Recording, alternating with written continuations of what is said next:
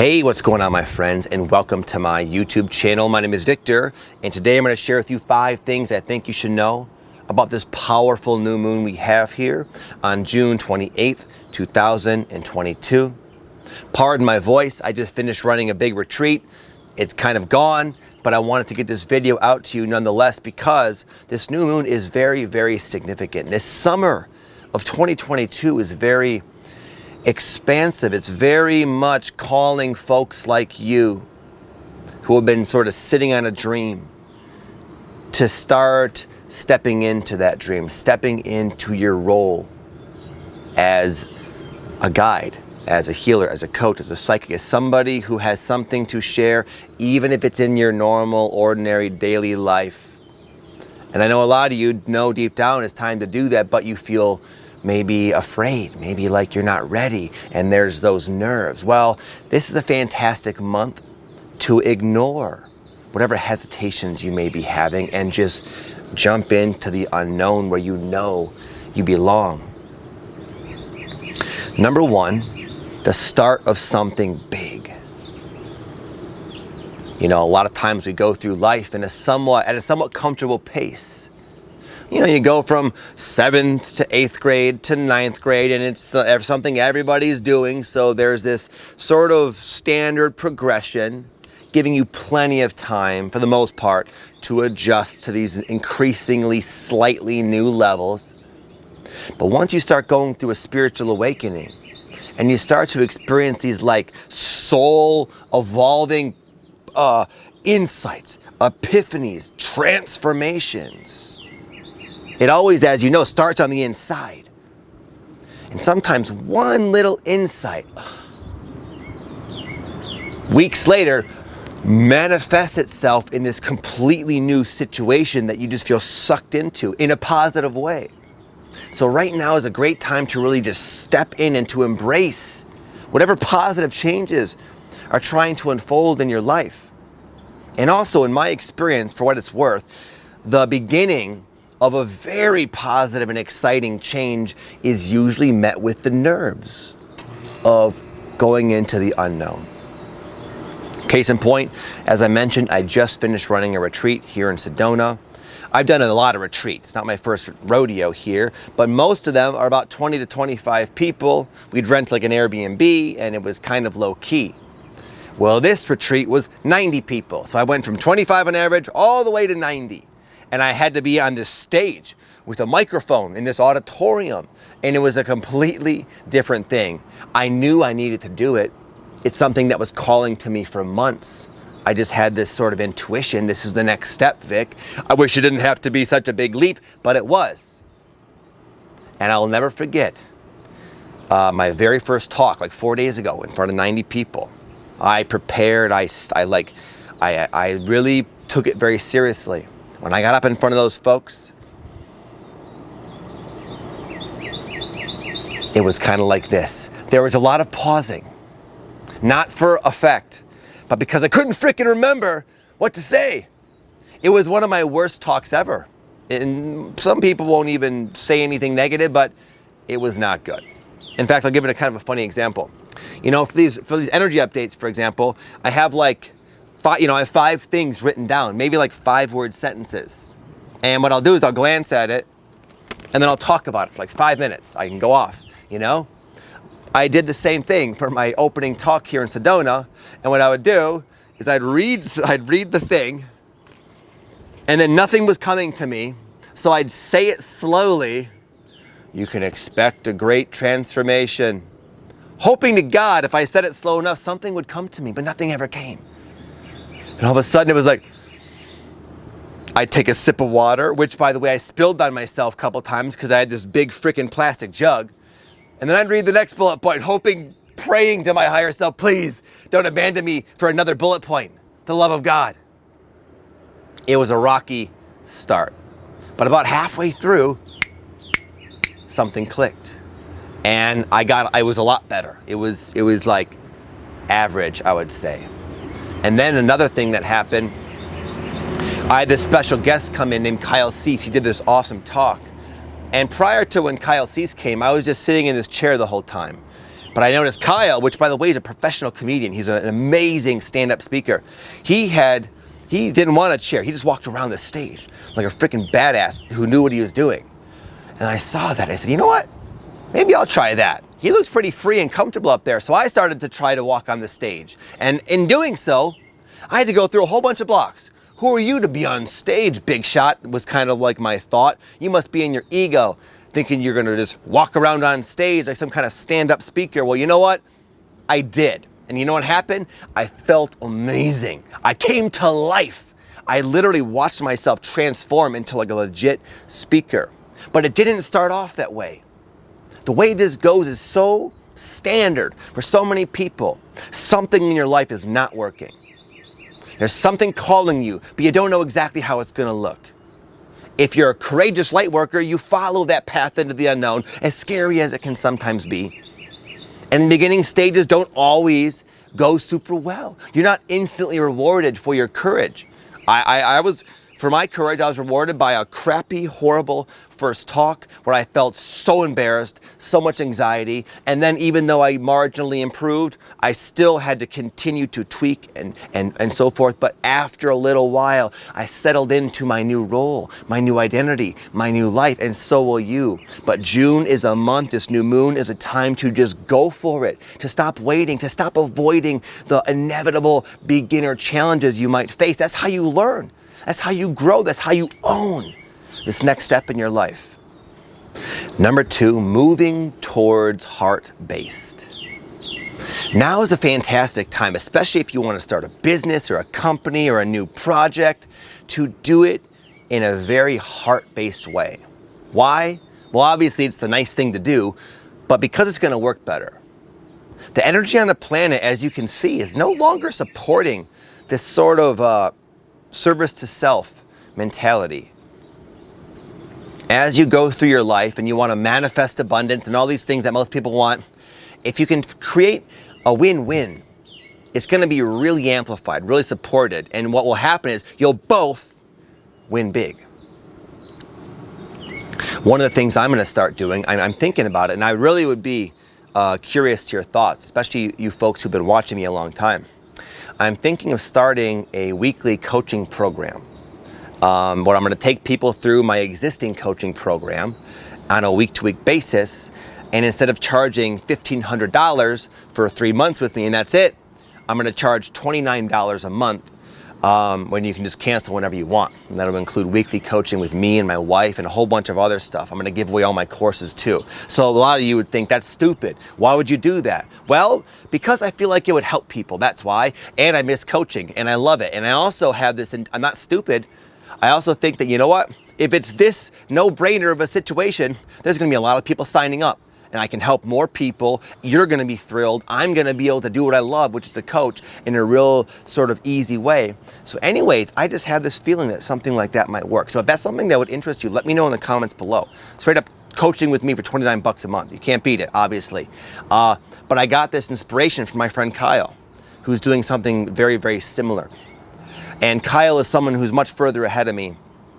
And he's at a point where he's doing these big events for charity, and he lives a very abundant lifestyle, but he gives of himself so freely. An example of that is I met him like a week ago, and he came and he did an amazing talk at my retreat for free. He had absolutely nothing to gain from me. He's a much bigger status than me. He's done events with Eckhart Tolle, Jim Carrey, Deepak, Tony Robbins. He knows all those guys. He's got best-selling books. He's been in movies. And he had nothing at all to gain to come talk to the 90 people that I brought in Sedona. And he had to take kind of like an hour-long drive and do all this stuff just to come and give this free talk. He wanted nothing in return. And at first I was skeptical, like, what's this guy's motive? I wondered. And come to, like, as I sat with it and talked with him, I realized he didn't have a motive. He did it just because it was a nice thing to do. And you know what? He knows he will be rewarded in some other way. But that's not even why he's doing it.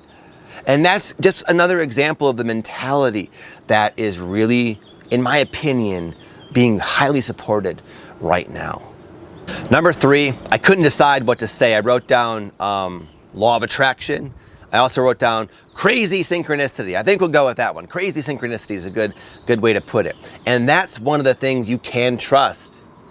That as you go into the unknown, your mind, it can't see the ins and outs, and you can't anticipate very well, which is why it likes to, have you wait. The one thing I've learned is every time I've stepped into the unknown, when it's provoked by intuition, we'll say, there's always an acceleration or a more frequent synchronistic guidance.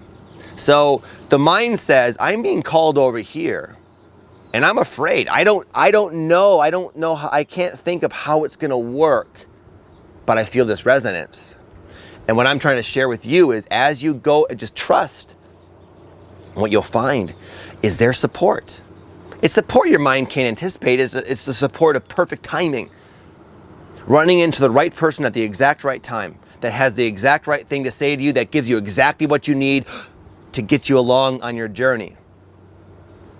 As an example, and that's exactly what happened to me without talking about Kyle all day. I met him in Sedona recently at a park where our kids were playing. And we just happened to run into each other and we vibed it out. And the funny thing is, I didn't even know who this guy was, but I just happened to watch his videos like a week prior. I found him and I thought, I like this dude. A week later, I met him. Then he helped at my retreat and he taught me so much. And he really had a profound change on me. And he also made it easier to run my retreat because he gave me a break. I was doing most things by myself. The point is, those are just examples. So if you feel sort of timid about following your own dreams, following your own expansion, remember, you will be supported. And be on the lookout for more synchronicity. And this is something I witnessed at the retreat. So many people were just like blown away by the synchronicity they were creating amongst themselves. I'll give an example. One of the things we do, or did at this retreat anyway, is, with 90 people, we wanted to give everybody an intimate experience. So I had eight coaches basically there, and we split everybody off at times into this like smaller group, totally randomly. And so many of the groups had like these themes, these like collective themes that were different from the other groups. And as I was talking to the team leaders, they were saying, dude, the group I attracted they're just like me. They're going through the same thing I'm going through. And everybody was saying it. As an example, it was just really like fascinating synchronicity. And that's what happens when you follow your heart. And the people that came to retreat, they followed their heart. Most of them admitted they were nervous because they're following some dude on YouTube going to Sedona, which is not easy to get to. You got to fly into Phoenix. It's like a 2-hour drive. The retreat center was like down this 30-minute crazy ass dirt road. And it's like they're probably thinking, what the hell did I get myself into? What kind of people am I going to run into? Is this legit? There's this freaking dude on YouTube who talks about Kundalini. What have I done? But they followed it. They felt a pull. And consequently, we had a group of 90 people who all felt the pull to be there, and it was just magic. It was just magic. It worked out for them, even though it was sort of precarious initially, at least to the mind. When you follow your intuition, you're supported, there's synchronicity, and it always works out in your favor. And you already know that. You don't need me to tell you that. Number 4, triggers that help you expand. Another fascinating aspect of this following your intuition into the unknown, even though the mind can fret and worry about the details, it can even be more challenging because as you start to make your way into the unknown, inner child stuff starts to come up, provoked by your external world, making your emotional body really, unsettled as you go into the unknown. So going into the unknown, I just want to emphasize to anybody who has done that, it takes like a ridiculous amount of courage for the emotional reasons, for the mental reasons. And anyway, you might find that you are getting synchronicities in the form of perfect things to trigger you to bring awareness to things you're ready to let go of.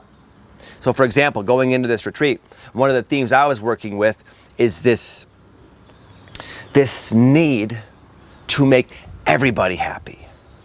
I needed not a single complaint. I needed every single person of the 90 people to be blown away. If not, I failed. If not, I did it wrong. Now, why would I put such a ridiculous expectation on myself? Well, I learned. And what happened was, one of the many synchronicities I had and triggers I had during the retreat, I'll share with you briefly. I was walking in to like go do my talk, and this woman sort of like, we kind of, intersected sort of. And she said, "Victor, I have a complaint." And when she said, "Victor, I have a complaint," it was like one of those Viking axes just got chopped into my chest. No, not a complaint.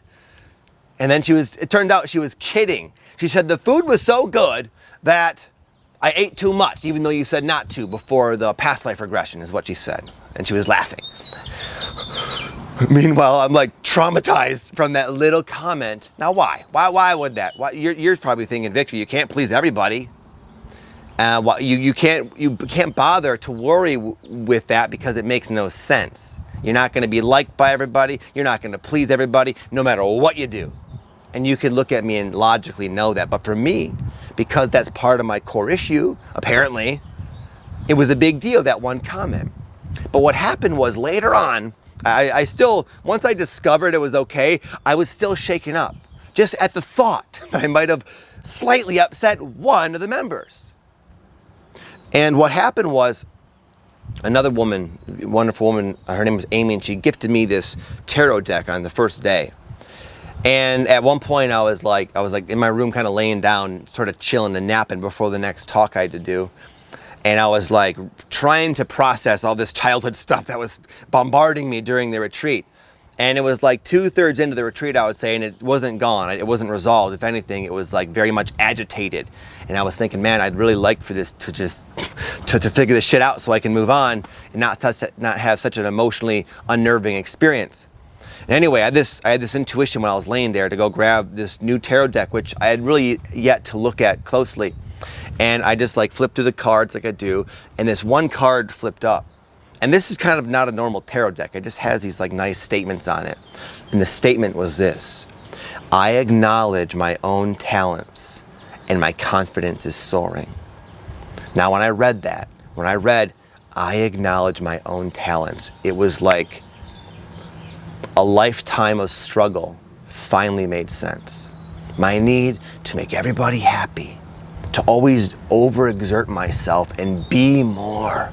I needed a big following. I need to be in really good shape. I need to be nice to everybody. Why? That statement made me realize I was doing it because my dad, for whatever reason, never really acknowledged my accomplishments. He never really said, "Good job with that, Vic." He did a little bit, but not the things I was passionate about. Almost like he disagreed with them and therefore didn't want to put energy into them. But as this kid, following these, my random intrigues throughout my childhood, and to have dad never really feel like I was being supported. And I know he didn't mean this, so hopefully he's not watching this, but that's kind of how I felt growing up. It caused me to just feel like, well, I'm not doing enough. I'm not being nice enough, that kind of thing. But once I saw that card, it said, I can acknowledge my own talents. I realized I don't need to live my life to get dad's approval for my 6-year-old, 7-year-old self anymore. I can acknowledge my own successes. I was proud of myself.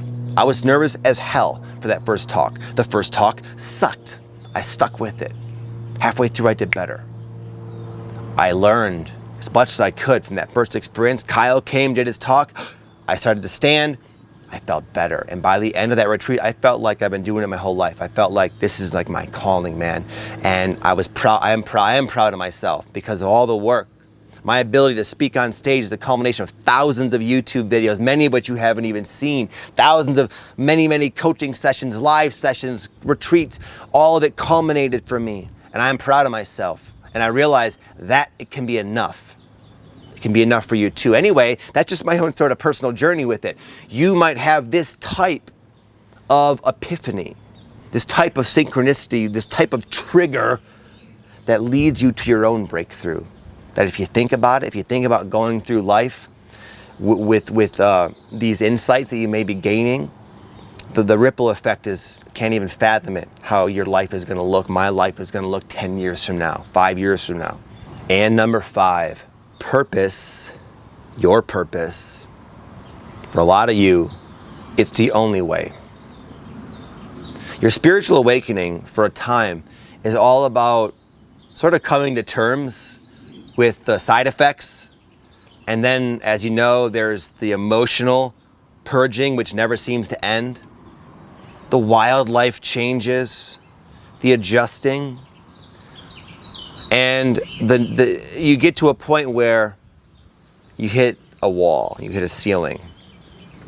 And that ceiling is basically saying, like, you can't really continue to progress unless you start to live your life purpose. That's the next step for a lot of you.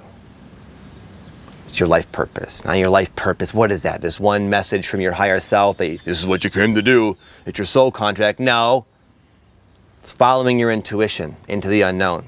It's following your intuition, just taking that next step. It's learning to understand that you have a way, a different way of navigating your life, and it's very unorthodox in terms of society is concerned, and it certainly takes some getting used to with your own mind, because it involves a lot less thinking and planning, and a lot less worry and stress, and a lot more trust, a lot more ease, a lot more flow. And that's the only way. You really just have to move towards that which resonates. And that involves everything, all aspects of your life, where you live, your relationships, your career, the things you invest your time and energy into, everything. There's no avoiding it. And what you'll find is that you might have this perfect scenario on paper over here that you've created within your life. And even though it's like it should work, you should be grateful, it should satisfy you, it should make you happy, it should bring you abundance, it doesn't. This beautiful painting doesn't really match your inside. It doesn't have the effect on you as you would prefer. But there's this like notion that just maybe, there's no guarantee, maybe this over here does. But man, is it really smart to leave this thing behind, this picture, this life, in exchange for this maybe? What I'm telling you is, yes, it is the only way. It is the only way, and you will know that. The more you cling to what you want to justify and rationalize into your life, that you just want to settle, the more it's going to decay. The less it's going to satisfy you, the heavier it's going to seem. And now is not the time just to like putz around. You got something to do. You have someone to become. You have people to help. Not always in this like sort of obvious way, I'm going to be a writer or a speaker. You just have an obligation now. Your whole spiritual awakening drama has led you up to this point where you have to just now really live it. You have to really live and be your real self. And that's how you help people. Maybe you will write a book, but that's secondary. You being an authentic person. Living, behaving, taking action, choosing in accordance with what you now know to be your truth. It's the time to do that. And why not? What are you waiting for? It's going to be awesome. And you already know that intuitively. It's going to be more abundant, more free. You get to really just feel expanded. And you get to tap into deeper levels of love and connection and gratitude and all the stuff that will really satisfy you as a human being. And guess what? The picture's going to even be better eventually anyway, even if it takes time to paint. This is not your picture. This is your parents' picture. This is society's picture. This is the picture that your wounded self thinks it needs to settle for. Over here, you got a blank canvas, and I realize the fear of that. You don't even know how to freaking paint. All you got is this paintbrush. But guess what? You just start to paint. And at first it's gonna suck because you've never painted before, but guess what? You're gonna find something comes through. And you might realize you could paint a hell of a lot better than you thought. And before you know it, you got this cool painting, but what you realize is it doesn't matter. There's no more an attachment to the painting. What you realize is you just like painting. You just like being yourself. You just like creating. Now's the time.